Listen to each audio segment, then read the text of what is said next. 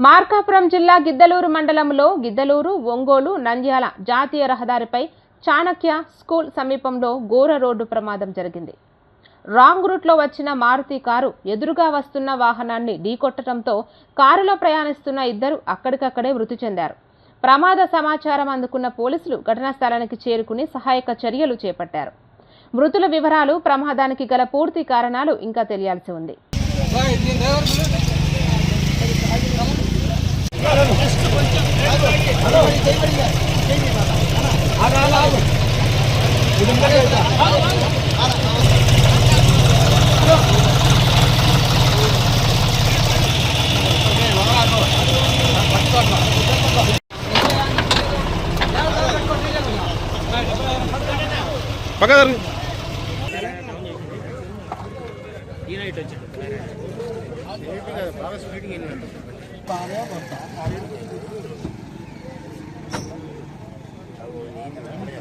గిద్దలూరు మార్కాపురం జిల్లా